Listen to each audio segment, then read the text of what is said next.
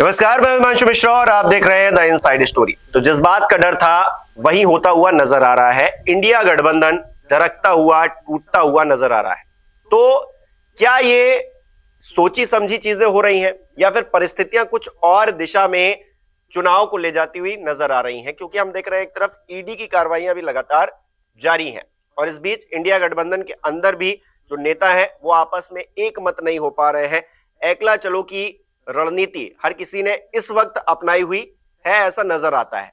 तो क्या कुछ चल रहा है, जानने की कोशिश करेंगे। डॉक्टर संजीव त्रिवेदी जी हमारे साथ है। संजीव जी, किस तरह से देखा जाए आज की परिस्थितियों को, कल क्या होगा इस पर नहीं जाते, आज की परिस्थितियां क्या है और आज ये जो जहाज है वो कहां पर खड़ा हुआ है इंडिया गठबंधन का?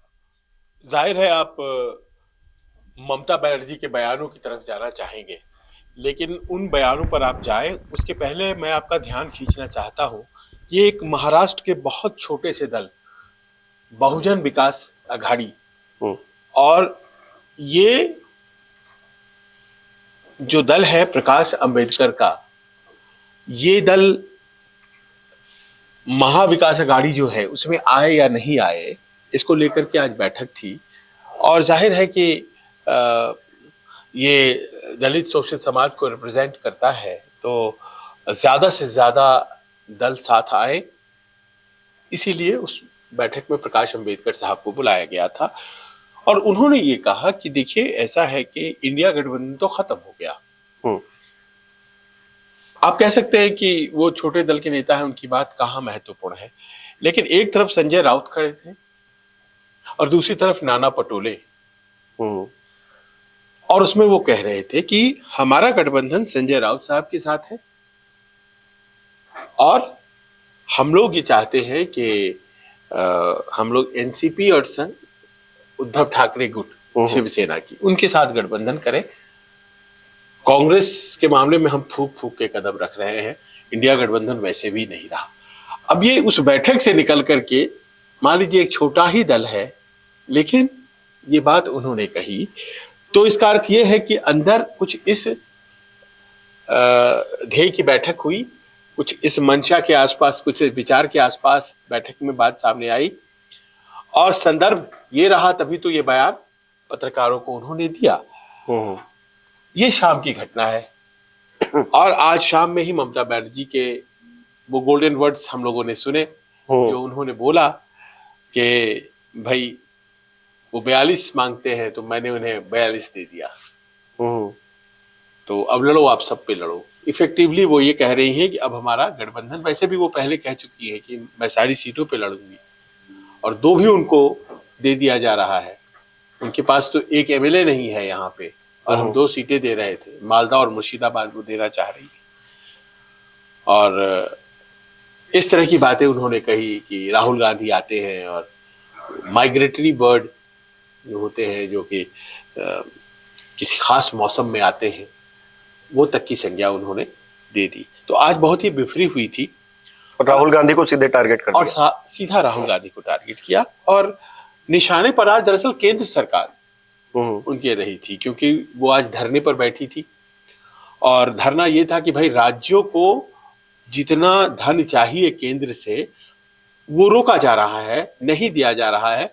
जहां जहां डबल इंजन है वहां वहां तो सुचारू रूप से पैसे आ जाते हैं राज्यों को, लेकिन जहां दूसरे पार्टी की सरकारें हैं केंद्र नहीं देती है, ऐसा आरोप उन्होंने लगाया था और उसके खिलाफ वो बैठी थी धरना। तो केंद्र के खिलाफ धरने पे बैठी और टारगेट पे आ गई कांग्रेस, क्योंकि शायद वो तस्वीरें उन्होंने देखा, राहुल गांधी घूम रहे हैं खासतौर पर अल्पसंख्यकों के बीच है खासतौर पर, तो ऐसा लगा जैसे कि पहले नीतीश हो गया, फिर ममता बनर्जी हो गई, उसके बाद नीतीश अफेयर हो गया, ममता बनर्जी हो गई, अखिलेश यादव शुरू से ही ये मेंटेन करते आ रहे हैं। यूपी में उनको लगता है, मुझे ऐसा लग रहा है कि अखिलेश यादव पूरा डोमिनेशन उत्तर प्रदेश में चाह रहे हैं, इसीलिए अब वो पता नहीं कितनी बातचीत कर रहे हैं या नहीं कर रहे हैं। अखिलेश वो भी चाह रहे हैं, अरविंद केजरीवाल जी। हाँ, नहीं, मैं उन पे भी आता, क्योंकि वो अपनी तरफ से पता नहीं कितनी बातचीत हो रही है उनकी दूसरे दलों से, वो सीधे खुद डिक्लेयर कर रहे हैं कि आपको इतनी सीटें, आपको इतनी सीटें। तो ये दिखाता है कि वो बहुत ज्यादा यही आगे बढ़ देखिए, गए हैं। यही पेच है। हुआ यूं है कि जो ये दल हैं, इनकी राजनीति दरअसल परवान चढ़ी है कांग्रेस जब इनके राज्यों में कमजोर पड़ी है। हम्म, आप उदाहरण ले लीजिए, ममता बनर्जी कांग्रेस की ही तो नेता थी ना, फिर कांग्रेस छोड़ के उन्होंने अपना दल बनाया और कांग्रेस घटती गई, ममता बनर्जी बढ़ती गई और एक दिन उन्होंने सरकार बना दिया। हम्म, जब उन्होंने सरकार बनाया उस वक्त सत्ता में लेफ्ट था, हम्म, सीपीएम थी, लेकिन सीपीएम के पहले कौन था? कांग्रेस। हम्म, तो कांग्रेस वापसी नहीं कर पाई, एक नए दल ने वापसी किया जिसका नाम तृणमूल कांग्रेस। बिल्कुल अरविंद केजरीवाल का भी वही पैटर्न है। बिल्कुल, पहले अरविंद दिल्ली और फिर केजरीवाल पंजाब में। पंजाब में उन्होंने कांग्रेस को हटाया, दिल्ली में कांग्रेस को हटा चुके थे। और ये जो हिंदी पट्टी का राज्य उत्तर प्रदेश है, यहां भी तो शासन कांग्रेस का ही था ना।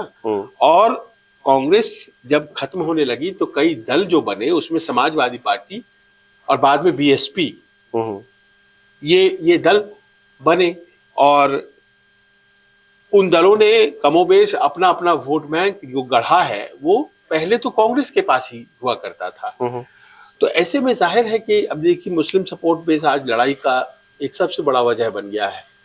मुसलमान कांग्रेस को वोट दिया करते थे, तो इन्हें ये लग रहा है कि जो बिग ब्रदर एटीट्यूड है कांग्रेस का अभी भी, इसको हम अगर बर्दाश्त करते हैं तो हमारा जो अपना एग्जिस्टेंस है वो खतरे में आ सकता है। अब ये कैसे उनको समझ में आ गई है बात, लेकिन ऐसा सब मान रहे हैं, चाहे वो अरविंद केजरीवाल हो, चाहे वो अखिलेश यादव हो, चाहे वो ममता बनर्जी हो, और वो कंट्रोल करके कांग्रेस को रखना चाहते हैं।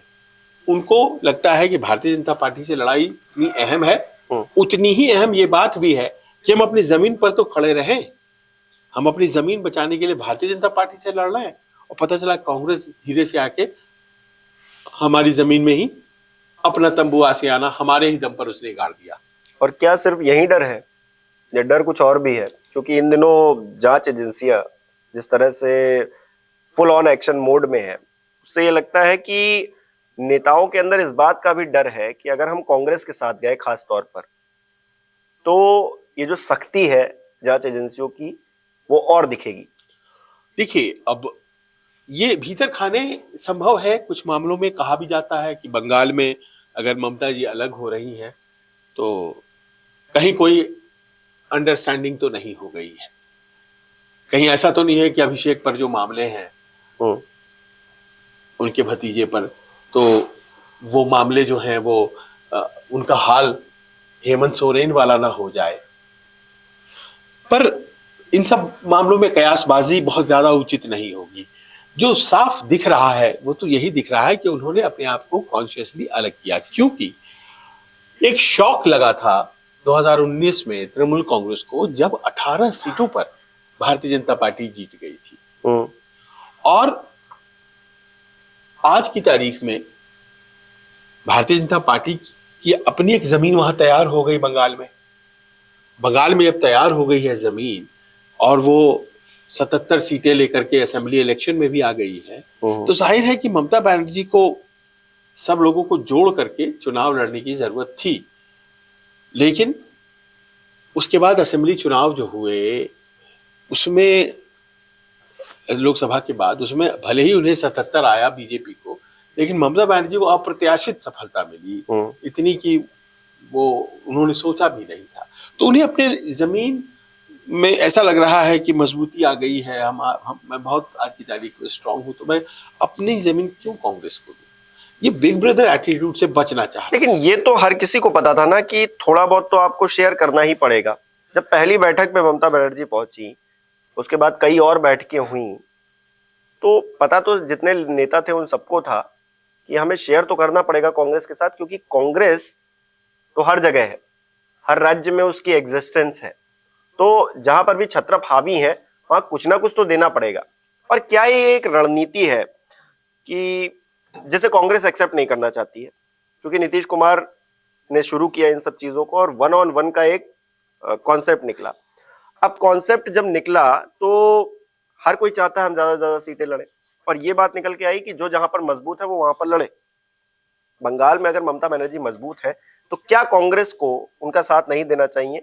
चलिए 2 सीटें कह रही हैं अगर वो, तो लड़ लें, लेकिन ये इंडिया गठबंधन बचा रहे और एक साथ जाकर इंडिया गठबंधन एनडीए से टक्कर ले, बीजेपी से टक्कर ले, ये ज्यादा अच्छी परिस्थिति है या फिर ये जो बिखर गए 2019 की तरह फिर से, वो ज्यादा अच्छी परिस्थिति है? देखिए, यहीं पे वो डिबेट आ जाती है कि भारतीय जनता पार्टी के खिलाफ विपक्षी दल जो है अपने सर्वाइवल के लिए लड़ रहे हैं, ताकि उनका वजूद बना रहे, वो सक्रिय रह सके।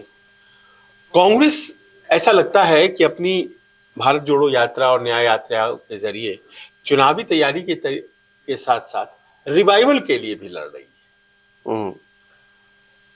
अब यहीं पे डिफरेंस आ जाता है। अगर ममता बनर्जी या अखिलेश यादव सर्वाइवल के लिए लड़ रहे हैं कि हम बने रहे, बेहतर हो हम, और कांग्रेस को लगता है कि ये तो हमारी जमीन थी, बंगाल, यूपी, दिल्ली, पंजाब, तो हम रिवाइवल कर लें, तो बीजेपी से तो लड़ाई बाद में होगी ना। ये सर्वाइवल और रिवाइवल की लड़ाई पहले ही हो जाएगी, और यही हो रहा है। तो मन में चोर रहेगा तो फिर चीजें आगे कैसे बढ़ेंगी? ये राहुल गांधी को उन यात्राओं को थोड़ा बेहतर डिजाइन करने की शायद जरूरत थी।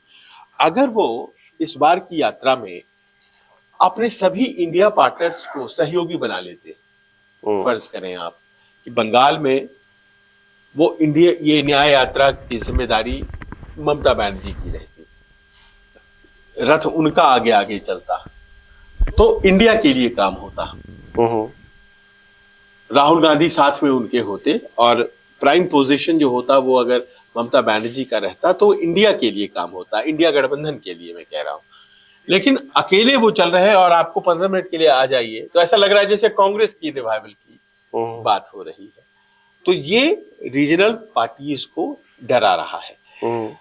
वही पोजीशन आपके यूपी में भी सामने आ रहा है।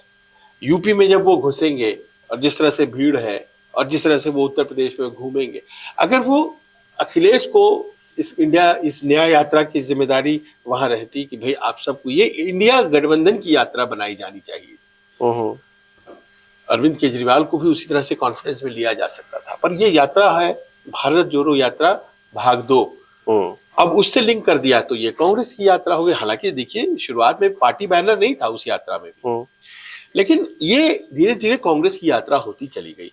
अब कांग्रेस यात्रा करे और उत्तर प्रदेश पहुंचते पहुंचते ऐसा लगे कि एक मुस्लिम वोट बैंक में एक चीज देखने को मिली है कि उसे लगता है कि सच्ची लड़ाई जो है वो तो कांग्रेस ही लड़ती है भारतीय जनता पार्टी से, और उसमें एक बड़ा धड़ा जो है वो कांग्रेस को वोट करने लगी। तो फायदा किसका और नुकसान किसका? यही हाल अगर मान लीजिए बंगाल में हो जाता है कि कांग्रेस का एक धड़ा जो है वो मुस्लिम वोट बैंक का एक धड़ा कांग्रेस को वोट कर दे और दूसरा धड़ा ममता बनर्जी को वोट करे, तो फायदा किसका नुकसान किसका? ये जो एक डर था इसको सॉल्व करने का एक फॉर्मूला होना चाहिए था, जो नहीं है, और सबसे बड़ी दिक्कत वो हो गई है। आप पूछेंगे अब क्या होगा? अब तो देखिए ऐसा है कि कांग्रेस को इन लोगों ने इफेक्टिवली बाहर कर दिया है गठबंधन से। ये थर्ड फ्रंट बनने जा रहा है। ये कांग्रेस रहेगी उस गठबंधन में, लेकिन जो अगुवाई है अब वो कांग्रेस की नहीं रहेगी। ये तय कर दिया गया है क्योंकि ममता बनर्जी अभी भी अपने आप को इंडिया में ही कह रही है, वो ये नहीं कह रही कि वो बाहर है। पीडीए बनाया है अखिलेश यादव ने, पिछड़ा दलित अल्पसंख्यक, लेकिन वो इंडिया की ही लड़ाई की बात कर रहे हैं। अरविंद भी कभी ये नहीं कहते हैं कि हम इंडिया से बाहर हो गए हैं, और महाराष्ट्र और बिहार जैसे राज्यों में तो इंडिया है ही। लेकिन इन सब जगहों पर आप पाएंगे कि ये जितने रीजनल पार्टीज हैं, चाहे वो तृणमूल हो, आरजेडी हो, वो सपा हो, वो आम आदमी पार्टी हो या महाराष्ट्रीय पार्टियां, इन सबों में ये 4 बैठकों के बाद आपने ये पाया होगा कि ये आगे आना आप चाहती है। अभी तक कांग्रेस आगे आगे चल रही थी, अध्यक्ष बन गए खड़गे साहब, इंडिया की बैठकों की जो ऑर्गेनाइज करने की बात होती थी उसमें कांग्रेस के लोग आगे रहते थे और बाकी गेस्ट नजर आते थे। कई बार नीतीश नाराज होकर चले गए, कभी लालू नाराज होकर चले गए, आपने देखा होगा ये वाकये हुए थे। ऐसा लग रहा था कि कांग्रेस ही कांग्रेस है, कांग्रेस इस गठबंधन को लीड कर रही है। अब इफेक्टिवली ममता बनर्जी के इस बयान के बाद आप स्पष्ट देखेंगे इंडिया का आइडिया जिंदा है। इंडिया का जो विचार है, जो इंडिया गठबंधन का विचार है कि हम भारतीय जनता पार्टी को 1-on-1 टक्कर देंगे, वो कमोबेश जिंदा रहेगा। देखिए, विचार तो नेताओं की लड़ाई से मरते नहीं है। ये एक विचार लोगों के दिमाग में आ गया है कि हम भारतीय जनता पार्टी के खिलाफ जितने वोट है वो एकत्रित होकर के वोट करें। नहीं, हमने अपने इसी शो में बात की है कि अब ये पैटर्न देखा जा रहा है कि दो लोगों के बीच में ही लड़ाई होती है किसी भी सीट पर, और आप तय भी कर ले कि तीसरे व्यक्ति के रूप में आप खड़े होना चाहते हैं तो जनता आपको नहीं हाँ, वो फिर पूछती नहीं है। सही बात नहीं है। तो इसीलिए ये विचार तो जमीन पर उतर गया है। पर मैं ये देख पा रहा हूं कि जो अगुवाई है वो कांग्रेस न करे, इस बात को लेकर के गैर कांग्रेस गैर भाजपा दलों में एक सहमति सी बन गई है। अच्छा, नीतीश कुमार जी के जाने के बाद, पलटी मारने के बाद ये सब चीजें इतनी हावी कैसे हो गई? और एक तरह से हमने देखा कि ईडी की कार्रवाइयां भी लगातार जिस तरह से हो रही हैं, एक डर का माहौल है। ममता बनर्जी कहती हैं कि अगर मुझे गिरफ्तार कर लिया तो मैं वापस आ जाऊंगी। तो मतलब कहीं ना कहीं एक लगता है कि इन कार्रवाइयों का भी कोई असर पड़ रहा है। दूसरा, नीतीश कुमार के जाने से एक मनोबल जो टूटा है, जो इंडिया गठबंधन के सहयोगी दल है, वो भी नजर आता है। तो दो चीजें एक साथ पैरेलल चल रही हैं। देखिए, इस बात को तो मानना पड़ेगा कि जो चुनावी नतीजे आए इन राज्यों के, मध्य प्रदेश, छत्तीसगढ़, राजस्थान, उसके बाद से जो इंडिया गठबंधन में कांग्रेस का वजूद था उसका मार्केट थोड़ा घट गया। अगर वो फर्ज करें कि तीनों राज्य वो जीत गई होती कांग्रेस, क्या आज ममता जी ये बोल रही होती? ममता जी ने खुद कहा था, राहुल गांधी हमारे नेता हैं, जब वो भारत जोड़ो यात्रा कर रहे थे, वो एक हाइप था और उसके बाद उम्मीद की जा रही थी कि विधानसभा चुनाव जीतेंगे। जो नेताओं का जो एक अपना जैसे पॉलिटिकल स्टॉक मार्केट होता है, उसमें चुनावी जीत बड़ा इंपॉर्टेंट होता है, इसीलिए इंपॉर्टेंट होता है। आज की तारीख में राहुल गांधी वो तीनों राज्य हार गए, तेलंगाना भले जीत गए, लेकिन उसका उत्तर में असर उतना नहीं है। एक राज्य भी अगर जीता होता तो उसका असर दूसरा होता। तो बात वहां से शुरू होती है कि कांग्रेस के जो स्टॉक्स हैं वो नीचे गिरने लगे।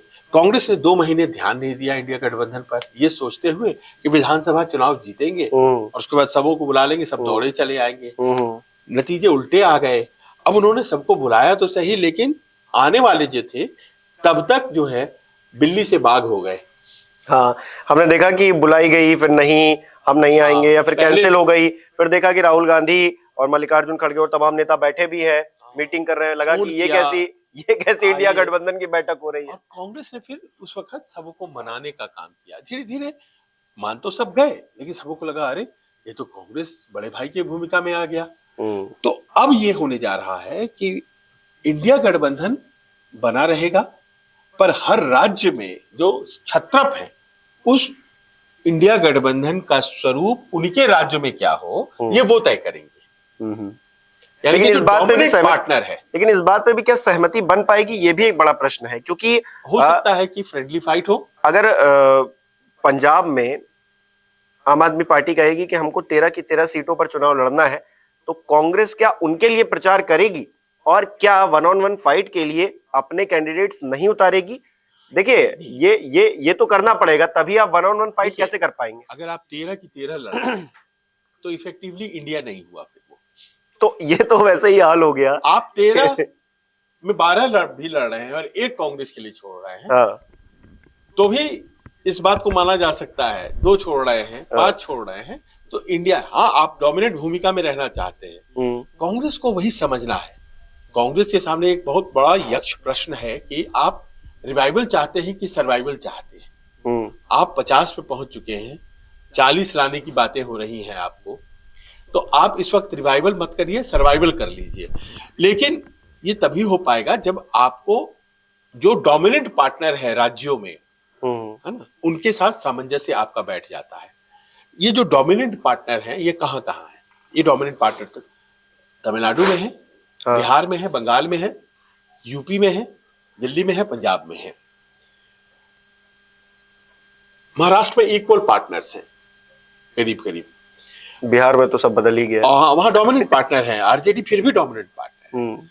और उसके बाद दक्षिण में डोमिनेंट पार्टनर आपकी डीएमके है। तो इन डोमिनेंट पार्टनर्स के साथ वो एक सामंजस्य बिठा पाती है या नहीं।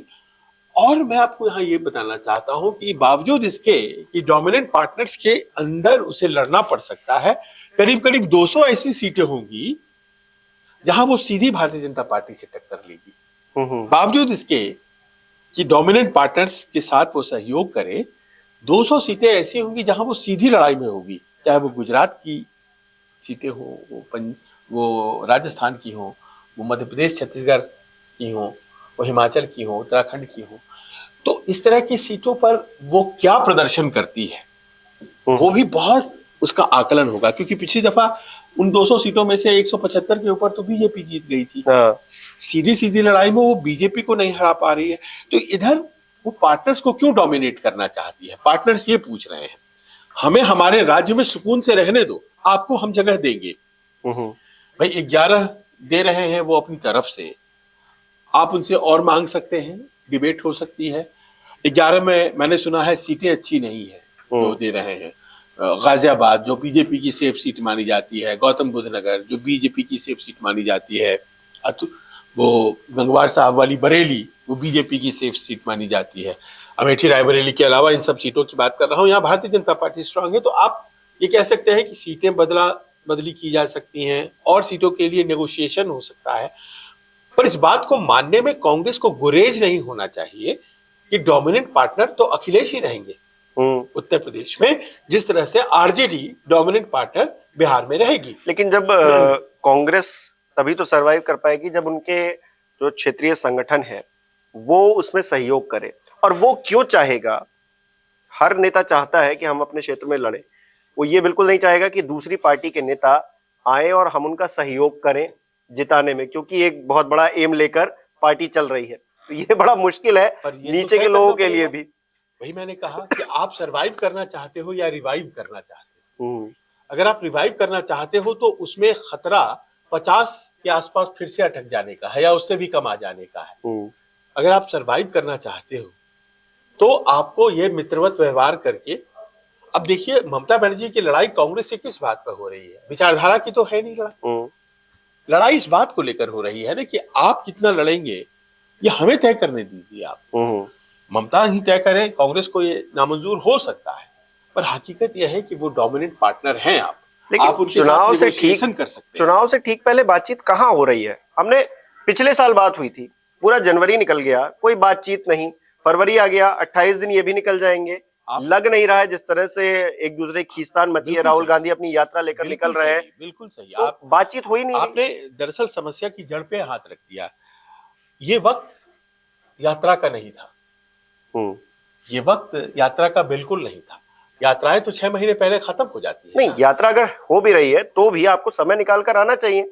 हाँ, मतलब आप कैसे निकालेंगे? बैलगाड़ी का जमाना नहीं है ना आपको। तो आपका जो पूरा काडर है वो पूरी तरह से आपकी यात्रा में मशगूल है।